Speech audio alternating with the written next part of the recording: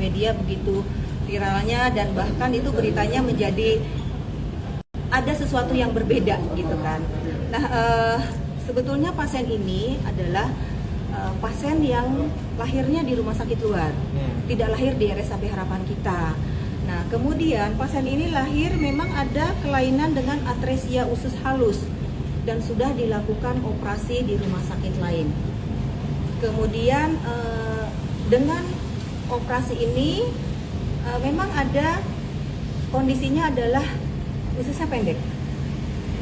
Dengan kondisi usus pendek ini untuk penyerapan nutrisi juga ini sulit. Ya, jadi memang program pasien ini dikirim ke RSAP Harapan Kita ini tidak untuk dilakukan operasi kembali, tetapi ada yang namanya repeating. Repeating ini adalah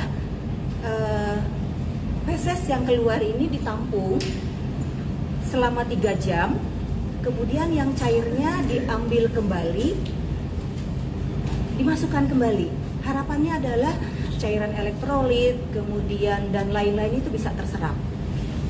Gitu. Karena jika itu tidak terserap, maka akan mengganggu kondisi kesehatan gizi, segala itu akan terganggu. Nah, untuk itu di RSAP Harapan Kita tidak hanya satu dokter yang menangani ini. Kami ada beberapa tim dokter spesialis anak yang memang menangani untuk tata laksana pasien anak ini.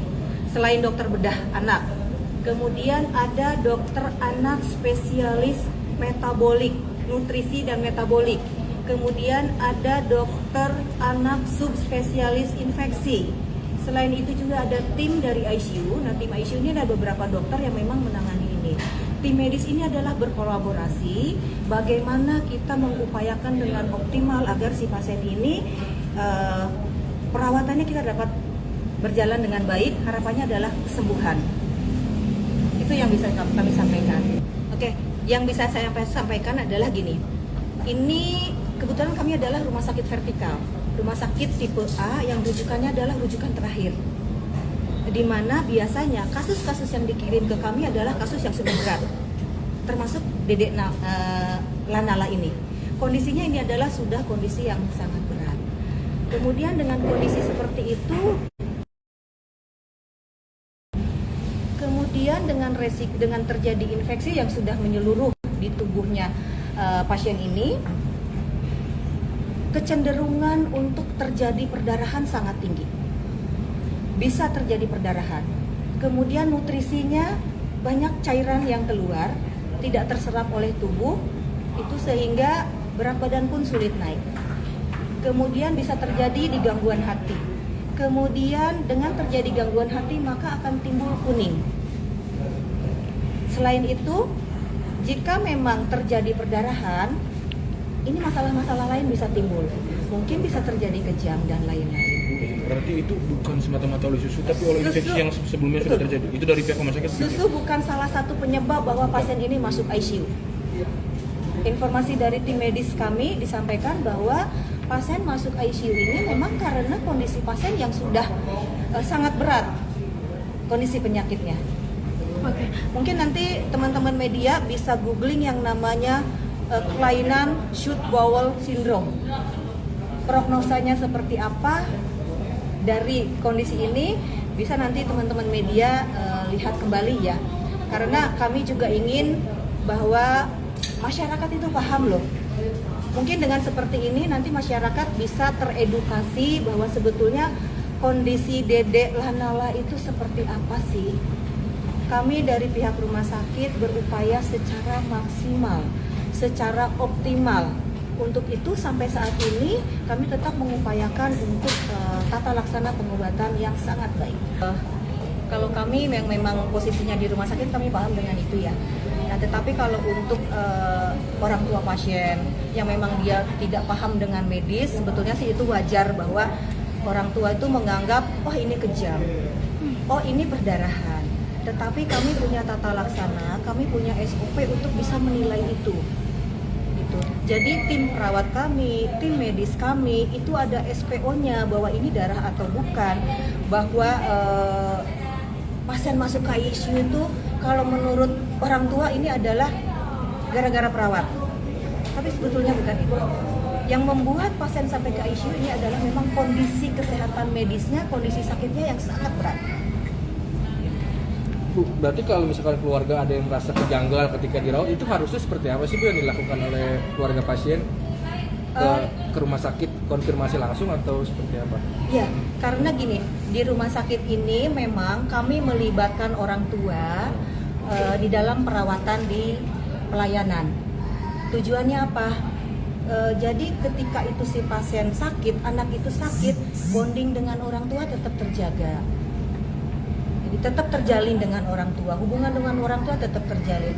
Untuk itu maka rumah sakit ini memang melibatkan orang tua di dalam perawatan di ruang pelayanan ini. Nah, jika memang kondisinya seperti itu, memang sebaiknya sih ada yang disampaikan ke entah petugas di lapangan, entah di pelayanan di keperawatan, entah kepada perawat gitu. Nah, jika orang tua menganggap bahwa ini adalah sesuatu yang tidak tersampaikan kepada orang tua, ini sebetulnya sepertinya memang ada miss di dalam gitu. Tetapi kalau dari pihak rumah sakit, kami selalu menyampaikan informasi, edukasi bagaimana perkembangan semua pasien yang ada di sini itu disampaikan.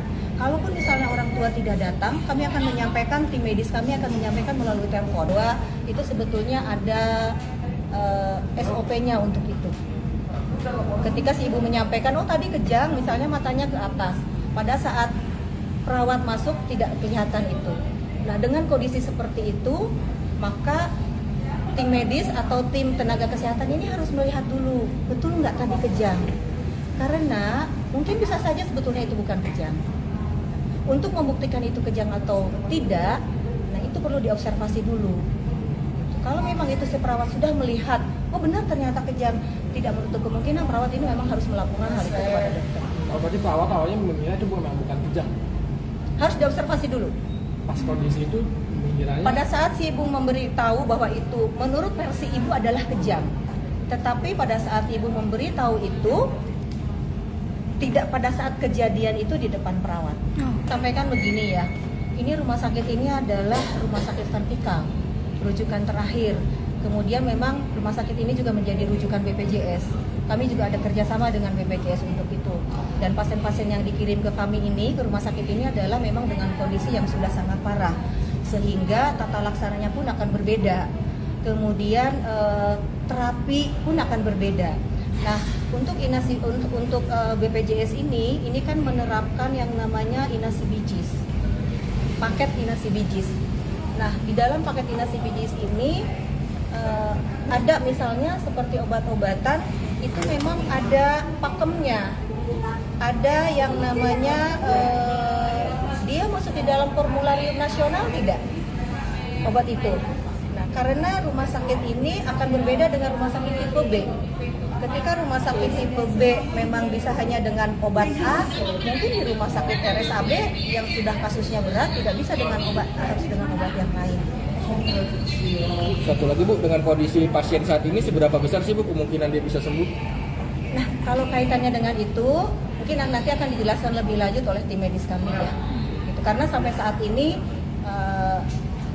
tadi pagi kami lihat bahwa kondisinya sudah mulai perkembangannya sudah mulai ada perkembangan ke arah membaik, dan kami mohon doa teman-teman dari media untuk kesembuhan, untuk kelancaran dari perawatan kami sehingga nanti Dede Lanala juga kita harapkan bisa pulang dengan kondisi sehat. Oh, artinya dia masuk pasien ini gak sih Bu, paliatif?